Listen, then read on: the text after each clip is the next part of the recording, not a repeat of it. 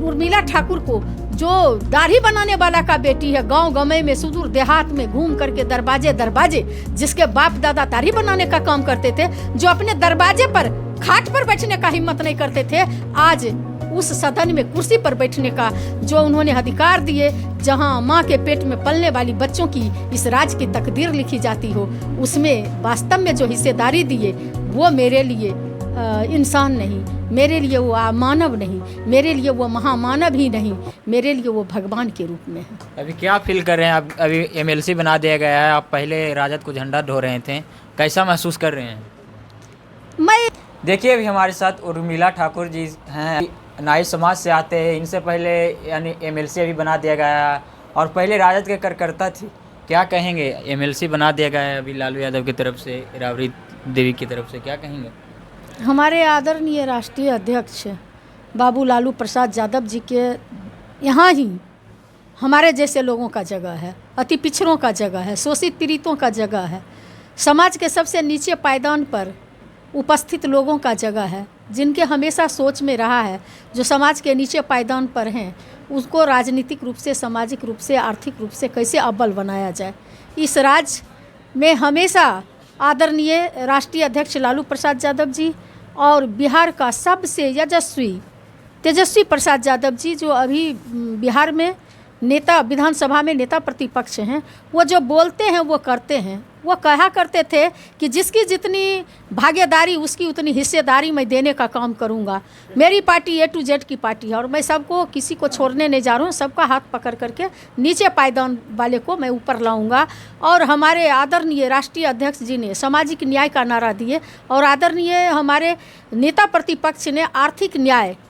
में भागीदारी देने की बात किए थे। उसी के तहत देखिए उन्होंने जातिगत गणना करने का काम किए और एक डाटा, इस पूरे देश का पहला राज्य बिहार है जो पूरे देश को उन्होंने डाटा दिखाने का काम किए कि जो देश में जातिगत जनगणना होनी चाहिए, उनकी हमेशा से मांग रही है, ताकि जो भी पार्लियामेंट में इस देश में या राज्य में जो बजट बने तो लाभुक तक वो बजट पहुँचे और उसका लाभ जो है लाभुक को मिले। उसी के तहत मैं भी एक नाई समाज से आती हूँ और जातिगत जनगणना में हमारी जो भागीदारी कहिए या हमारा जो डाटा मिला वो मुसहर समाज के बाद नाई सबसे पिछड़ा समाज के सबसे नीचे पायदान पर है। और ख़ास करके मैं जहाँ से आती हूँ, मेरे पिताजी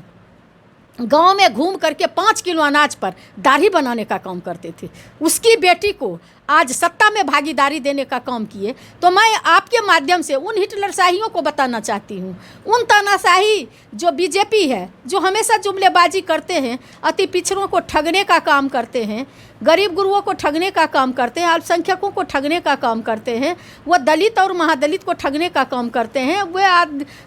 आदिवासी को ठगने का काम करते हैं, जिनके यहाँ सिर्फ बिरला, टाटा, डालमिया, बजाज, मोदी, गोयनका, अडानी, अब्बानी जैसे लोगों के बहू बेटियों की हिस्सेदारी है, जिनके यहाँ सिर्फ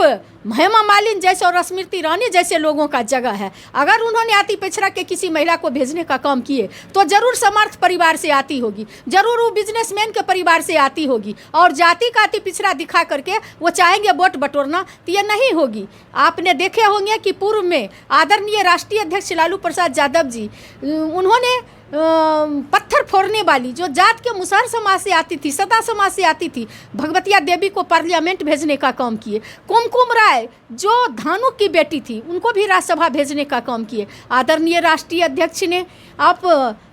कपड़ा धोने वाली मुन्नी रजक को विधान परिषद बनाने का काम किए। और आज उर्मिला ठाकुर को, जो दाढ़ी बनाने वाला का बेटी है, गांव गमे में सुदूर देहात में घूम करके दरवाजे दरवाजे, जिसके बाप दादा दाढ़ी बनाने का काम करते थे, जो अपने दरवाजे पर खाट पर बैठने का हिम्मत नहीं करते थे, आज उस सदन में कुर्सी पर बैठने का जो उन्होंने अधिकार दिए, जहां माँ के पेट में पलने वाली बच्चों की इस राज्य की तकदीर लिखी जाती हो, उसमें वास्तव में जो हिस्सेदारी दिए वो मेरे लिए इंसान नहीं, मेरे लिए वो मानव नहीं, मेरे लिए वो महामानव ही नहीं, मेरे लिए वो भगवान के रूप में है। अभी क्या फील कर रहे हैं? अभी एमएलसी बना दिया गया है, आप पहले राजद को झंडा ढो रहे थे, कैसा महसूस कर रहे हैं?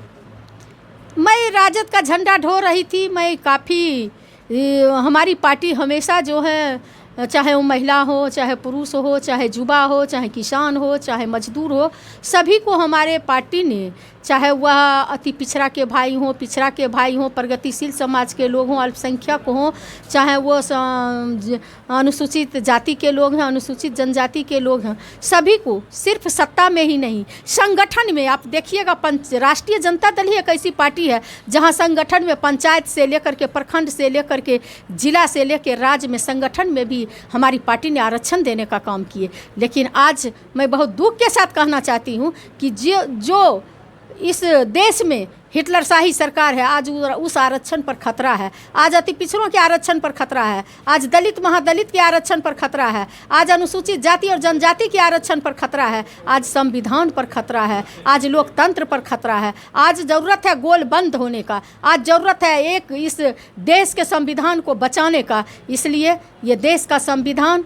तभी बच सकती है जब आप आदरणीय राष्ट्रीय अध्यक्ष जी का जो सोच है, आदरणीय जो बिहार ही नहीं पूरे देश का जो युवा और प्रभावशाली नेता प्रतिपक्ष तेजस्वी यादव जी हैं, जिनका सोच यही है कि लोगों की अच्छी कमाई कैसे हो, लोगों की बच्चों की अच्छी पढ़ाई कैसे हो, किसानों के खेतों में सिंचाई कैसे हो, लोगों के बातों की सुनवाई हो और उस पर कार्रवाई कैसे हो, लोगों को आर्थिक न्याय कैसे मिले, लोगों को आमदनी कैसे बढ़े, लोगों का स्वास्थ्य कैसे अच्छा रहे, युवाओं को नौकरी कैसे मिले। आज हमारे नेता इतना चिंतित हैं कि आपने देखे होंगे कि 17 महीनों में उन्होंने 5 लाख नौकरी देने का काम किए। लेकिन ये वर्तमान सरकार नहीं चाहती है कि बिहार राज्य जो है इस देश के अव्वल राज्यों में गिनती हो। और हमारे आदरणीय नेता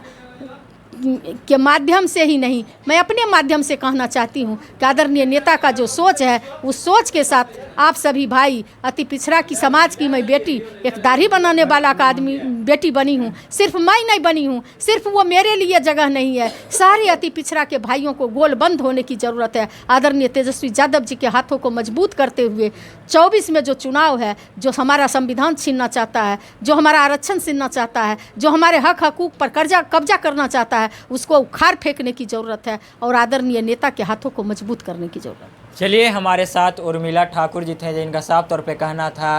कि दाढ़ी बनाने वाली बेटी को एमएलसी में यानी सदस्य बनाया गया। लालू जी इंसानी नहीं भगवान है। चलिए, फिलहाल आपकी क्या राय, अपना राय कमेंट में दीजिएगा। बहुत बहुत धन्यवाद।